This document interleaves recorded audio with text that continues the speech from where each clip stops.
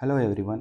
आज हम डिस्कस करने वाले हैं नॉर्मल सलाइन मतलब आईवी फ्लूइड्स होता है, कहाँ कहाँ यूजेस होता है, क्या डोसेज होते हैं, किस पेशेंट को देना चाहिए और किस पेशेंट को कभी भी नहीं देना चाहिए। ठीक है। और क्या क्या इसके अंदर कंपोनेंट होते हैं।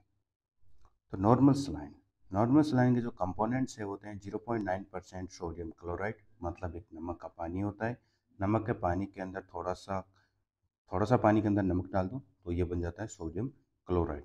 इसकी जो बॉटल्स होती है वो हॉस्पिटल के अंदर अवेलेबल हो जाती है 100 ml पे, मेडिकल पे कहीं पे भी 500 ml की भी होती है और 1000 ml की होती है। मतलब ये 100 ml, 500 ml की भी और 1000 ml की भी बॉटल मार्केट के अंदर मिल जाती है। तो हम इसका कहाँ यूजेस लेते हैं, ठीक है, किस पेशेंट को हम देते हैं, तो हम वन बाई हम देखेंगे। तो सबसे पहले यूजेस की बात करें, कहाँ देना चाहिए, इस्तेमाल कहाँ करना चाहिए, तो डिहाइड्रेशन। अगर पेशेंट को शरीर में पानी की कमी हो रही है तो अपन दे सकते हैं। पानी की कमी होती है शरीर के अंदर, क्या हो जाएगा, यूरिन आउटपुट कम हो जाएगा एकदम, यूरिन आएगा ही नहीं है एकदम। ठीक है। उसके बाद में जो ड्राई हो जाएगा, माउथ है, लिप्स है मतलब मुंह है, होठ है और आंखें, वो ड्राई होने लग जाएगी और पेशेंट को डिजीनेस फीलिंग होगी, मतलब थोड़ी सी वीक आएंगे, चक्कर आना स्टार्ट हो जाएगा। ठीक है।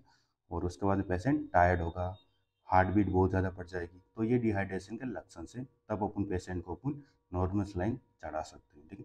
उसके बाद में कहाँ यूज लेंगे, तो डाइल्यूटेशन ऑफ इंजेक्शन, मतलब पाउडर इंजेक्शन में मिक्स करने के लिए। ठीक है।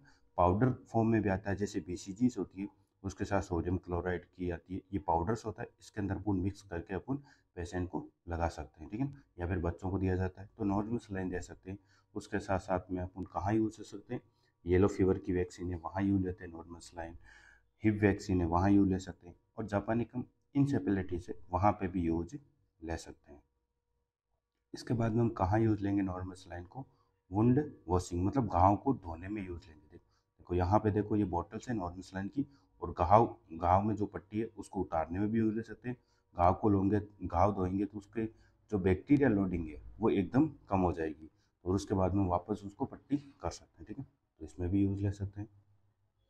उसके बाद में लेते हैं अपन हाइपोनेट्रीमिया, मतलब अगर सोडियम की कमी है तब भी अपन इसके अंदर 0.9% क्या होता है, सोडियम क्लोराइड सोडियम होता है, तो अपन सोडियम में यूज ले सकते हैं। जैसे कि अगर सोडियम की कमी होगी तो पेशेंट को सीजस आना, कन्वर्जन आना स्टार्ट हो जाएगा। ठीक है। उसके बाद में लो ब्लड प्रेशर हो जाएगा, बीपी कम हो जाएगी, फीलिंग वीक वीक हो जाएगा पेशेंट, तो अपन हाइपोनेट्रीमिया मतलब सोडियम की कमी में भी यूज ले सकते हैं। उसके अलावा कहाँ यूज लेंगे, तो इरिगेशन मतलब सर्जरी वॉशिंग, सर्जरी के टाइम वॉश आउट में भी अपन इसको यूज ले सकते हैं। वॉश आउट करेंगे तो बैक्टीरिया लोड कम हो जाएगा। उसके साथ साथ क्या हो जाएगा, जो भी कहीं पे भी ब्लीडिंग हो रही है, अपन ने सीजस पूरे टांग के दिए, उसके बाद में अगर ब्लीडिंग हो रही है तो अपने को पता चल जाएगा। अगर वॉश आउट किया तो अपने को पता चल जाएगा कि कहाँ पे ब्लीडिंग हो रही है, तो अपन वहाँ पे और भी सीजस लगा सकते हैं। ठीक है। तो वहाँ पे भी ले सकते हैं और वॉश आउट के लिए भी यूज ले सकते हैं। उसके अलावा नॉर्मल स्लाइन कहाँ यूज लेंगे, तो लेंगे पुशिंग द आईवी कैनुला। ठीक है।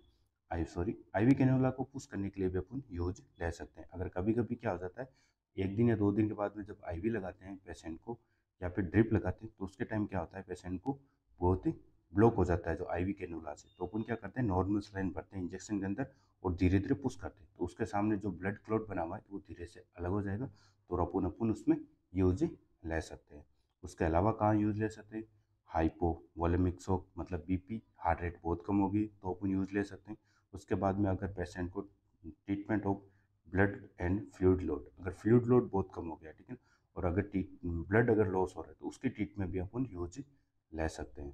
कहाँ यूज नहीं लेना चाहिए कभी भी, तो बात करते हैं कि कॉन्ट्रा इंडिकेशन, मतलब कभी भी नहीं लेना चाहिए यूज, तो वो होता है हाइपर टेंशन पेशेंट, मतलब अगर हार्ट बीपी बहुत ज़्यादा है पेशेंट की, अगर अपन ने सॉल्ट अगर ज़्यादा दिया, सॉल्ट ही होता है नॉर्मल सलाइन, अगर सॉल्ट दिया तो क्या हो जाएगा, बीपी ट्रिगर हो जाएगी और पेशेंट को बीपी 140 से 180 200 भी जा सकती है, इमरजेंसी भी हो सकती है, इसलिए अपने को इसमें अवॉइड करना चाहिए, नहीं देना चाहिए। दूसरे रिंगर लेक्टेट वगैरह बहुत सारे हैं वो दे सकते हैं। उसके बाद प्रिक्लेम्सिया, प्रिक्लेम्सिया मतलब अगर प्रेग्नेंट लेडी है उसके अंदर भी अपन को, अगर उसके अंदर भी हाइपर टेंशन है तो उसे प्रिक्लेम्सिया बोल सकते हैं, उसमें अंदर भी नहीं दे सकते। बात करते हैं डोसेज की, तो डोसेज कितनी देंगे 24 आवर के अंदर, तो 3 से 4 बोतल दे सकते हैं नॉर्मली, इतना लोड ज़्यादा नहीं। अगर ओवरलोड होता है तो हार्ट पे दिक्कत हो सकती है, इसलिए नहीं देनी चाहिए ज़्यादा। नोटेड, नॉर्मल सलाइन अपन तभी दे सकते हैं डिपेंडिंग ऑन डिजीज, पेशेंट की डिजीज़ भी डिपेंड करेगा, उसका इलाज करना कैसे करना है, ठीक। उसके साथ साथ उसकी एज पे भी डिपेंड करेगा। तो चाइल्ड है तो थोड़ा कम डोज देंगे, धीरे धीरे देंगे। अगर अडल्ट है तो थोड़ा ज़्यादा दे सकते हैं। तो उसके हिसाब से भी, कंडीशन के हिसाब से भी बहुत सारा करेगा, ठीक है। कंडीशन के हिसाब से डिपेंड करता है कि किस पेशेंट को देना चाहिए, किस पेशेंट को नहीं देना चाहिए, ठीक है, और कितना देना चाहिए। तो ये हमारा नॉर्मल सलाइन था। हम thank you everyone watching and learning every day. हम ऐसे ही वीडियो और लाते